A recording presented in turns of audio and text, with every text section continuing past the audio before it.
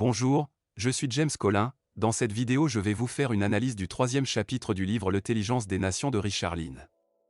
L'intelligence, mesurée par le quotient intellectuel, QI, présente d'importantes variations entre les nations.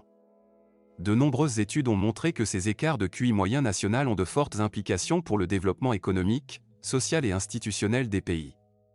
Comprendre les déterminants de ces différences internationales de QI, ainsi que leurs conséquences, est donc crucial. Dès le début du XXe siècle, des données suggéraient que certaines populations, notamment en Europe et en Asie de l'Est, obtenaient des scores moyens plus élevés aux tests d'intelligence que d'autres.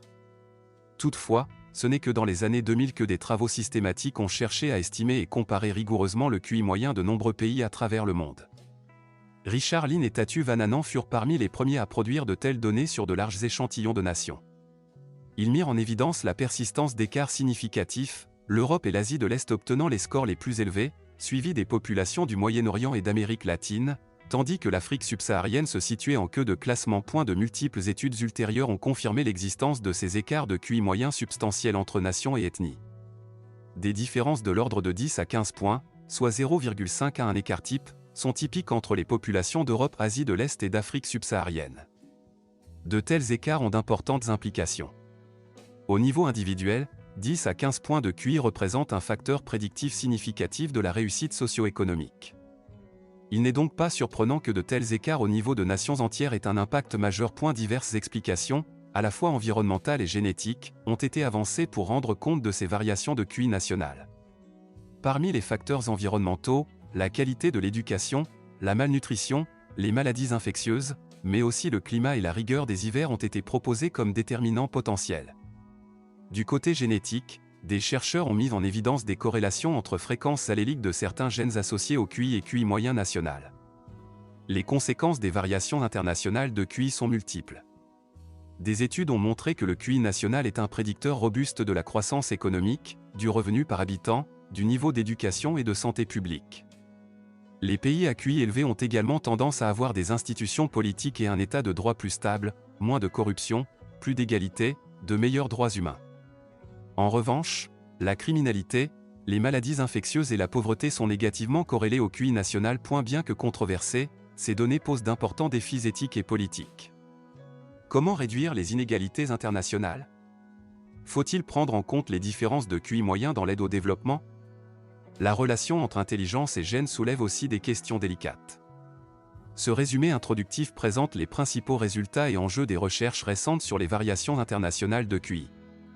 Les sections suivantes détailleront les causes avérées ou probables de ces écarts, ainsi que leurs nombreuses conséquences socio-économiques et politiques.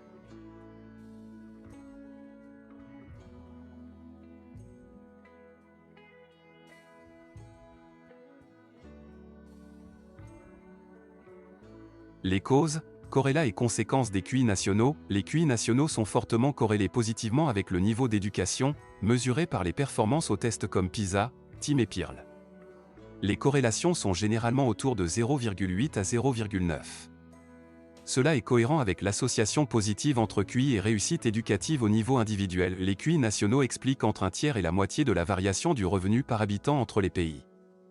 Il existe probablement une boucle de rétroaction positive, où un QI plus élevé conduit à des revenus plus importants, ce qui permet ensuite de consacrer davantage de ressources à la santé, l'éducation, etc. et augmenter le QI. Les QI nationaux prédisent les taux de croissance économique sur de longues périodes, décennies et siècles, mais pas sur de courtes périodes. Cela s'explique parce que des chocs à court terme peuvent temporairement réduire la croissance. Les pays avec des QI plus élevés ont tendance à avoir une plus grande démocratie, état de droit, liberté d'expression, égalité des sexes et autres institutions politiques et droits humains souhaitables. Ils ont aussi moins de corruption et les QI nationaux sont associés positivement à des indicateurs de santé comme l'espérance de vie et négativement à la mortalité infantile, la malnutrition et la prévalence de maladies. Une partie de cela s'explique par de meilleurs systèmes de santé dans les pays à QI élevé. Il existe de fortes associations entre les QI nationaux et des facteurs génétiques comme les fréquences alléliques de gènes liées à l'intelligence, les distances génétiques entre populations et les fréquences d'haplogroupe du chromosome Y. Cela suggère que des facteurs génétiques contribuent aux différences internationales de QI. Les QI nationaux sont corrélés avec des variables géographiques et climatiques, avec des QI plus élevés à plus grande distance de l'Afrique, aux latitudes plus élevées et dans les populations ayant connu des climats plus froids. Cela confirme la théorie des hivers froids selon laquelle des environnements difficiles ont sélectionné une intelligence plus élevée. En résumé, les QI nationaux ont une validité écologique importante et aident à expliquer les différences internationales en matière d'éducation, de revenus, d'institutions, de santé et d'autres résultats. Des facteurs à la fois environnementaux et génétiques semblent contribuer aux différences nationales d'intelligence.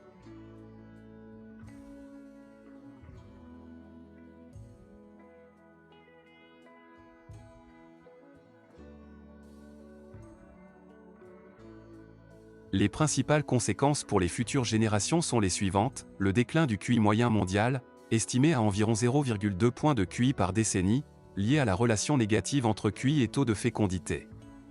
Les pays à haut QI ont des taux de fécondité inférieurs au seuil de remplacement, ce qui fait baisser le QI moyen au niveau mondial. Le risque de dysgénisme, c'est-à-dire une baisse du QI moyen due à la reproduction différentielle des individus selon leur niveau de QI.